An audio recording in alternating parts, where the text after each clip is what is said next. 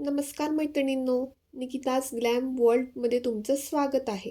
मैत्रिणींनो, मोत्यांपासून अनेक दागिने बनतात जे महिलांच्या सौंदर्यामध्ये भर घालतात. तसेच मोत्यांचे कानातलेही खूपच सुंदर दिसतात.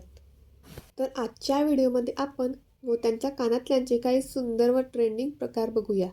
नंबर 1, मोत्यांचे स्टड इयरिंग्स. अशा प्रकारचे ठसठशीत पांढऱ्या शुभ्र मोत्यांचे कानातले हे तुमच्या चेहऱ्याला एक वेगळी शोभा देतात. जर पारंपरिक लूक करणार असाल तर पैठणी साडीवर किंवा काठपदर साडीवर अशा प्रकारचे कानातले तुम्ही नक्कीच वेअर करू शकता. तसेच यासोबत जर तुम्ही कानमेल वापरला तर खूपच छान दिसेल. नंबर 2, मोत्यांचे झुमकी कानातले. अशा प्रकारचे एकदम सुंदर व ठसठशीत मोती असलेले कानातलेही खूपच छान दिसतात.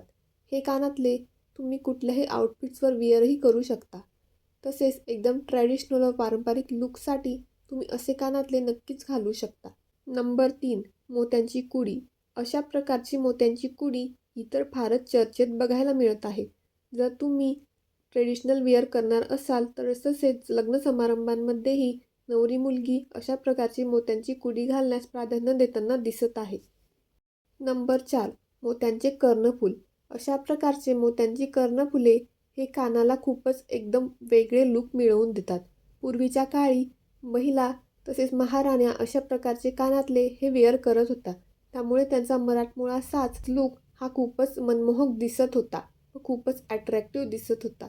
तसेच अशा प्रकारचे मोत्यांचे कानातले हे तुम्ही वेस्टर्न लूकवरही घालू शकता. असे कानातले हे एकदम स्टायलिश व ट्रेंडीही दिसतात. मोत्यांमध्ये वेगवेगळे डिझाईन्स असून असे कानातले तुम्ही नक्कीच वेअर करू शकता. मोत्यांचे कानातले हे सध्या नव्यानेच मार्केटमध्ये ट्रेंडला आलेले आहे. तसेच मोत्यांच्या दागिन्यांचे प्रकारही जर तुम्हाला पाहायचे असतील तर येथे लिंकवर क्लिक करून तुम्ही नक्कीच हा व्हिडिओ बघू शकता. हा व्हिडिओ आवडल्यास लाईक आणि कमेंट करा. भेटूयात आपण पुढच्या व्हिडिओमध्ये. Till then keep smiling. Bye bye.